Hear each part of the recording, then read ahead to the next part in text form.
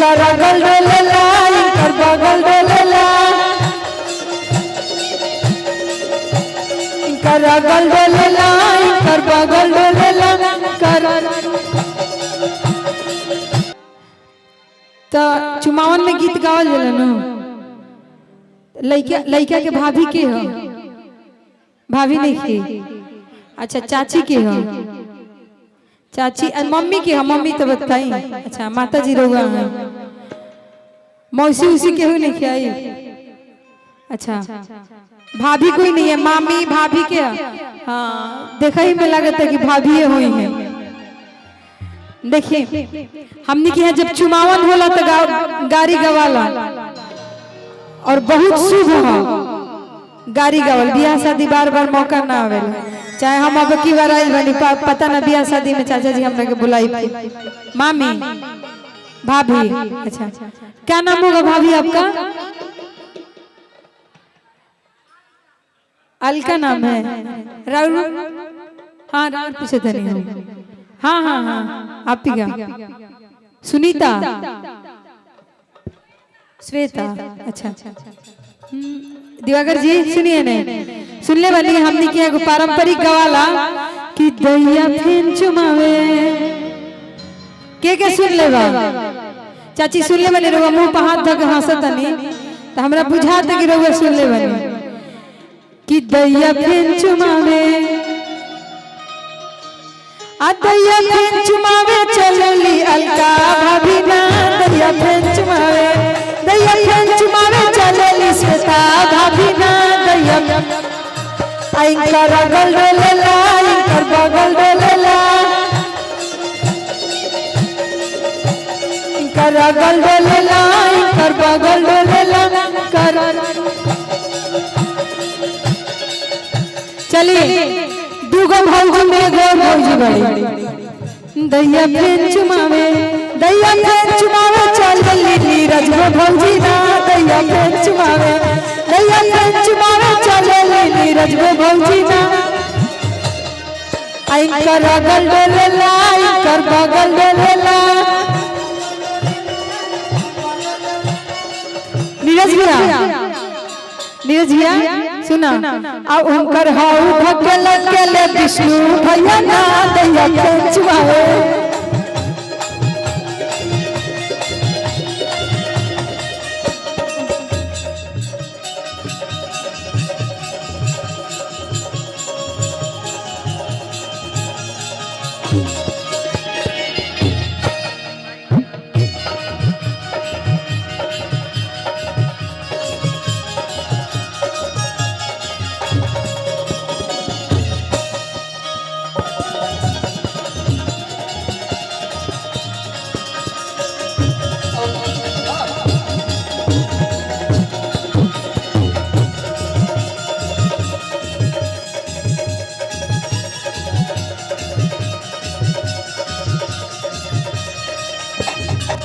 थोड़ा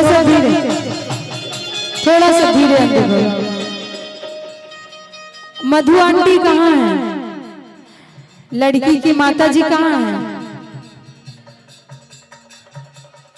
बाप रे इतना पीछे कहाँ है थोड़ा सामने आइए आप आइए सामने आइए। और लड़की के बुआ जी सुधा जी का नाम है भाई जब सुधा नाम दिवाकर जी बताइए तो हमारा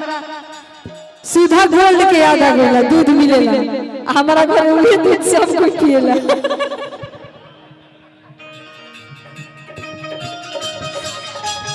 कहाँ है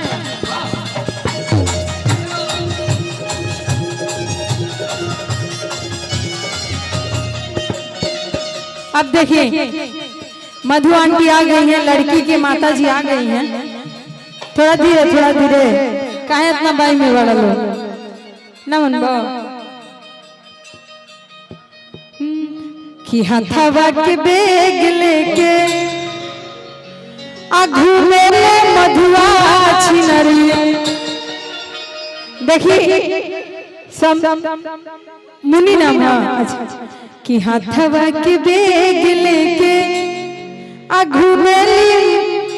मुनि खिलड़ो अब के करा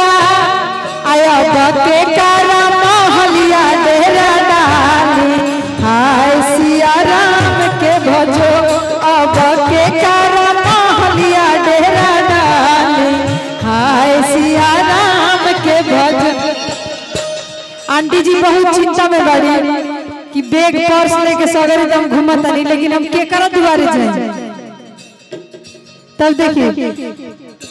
अपना मोहल्ला में से निकले ले नौकिसोला चाचा,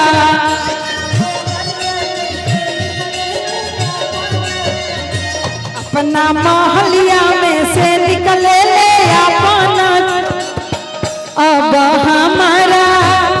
अब हमारा मोहल्ला डेरा डाला,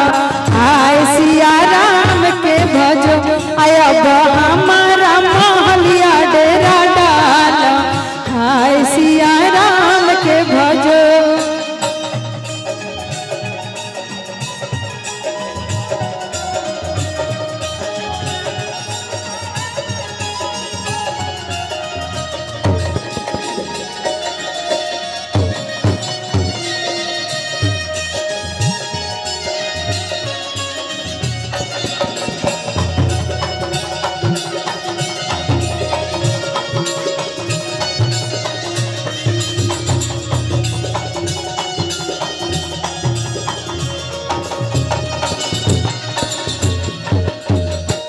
अब हमारा मोहल्ला डेरा डालो, हाय सिया राम के भजो। अब हमारा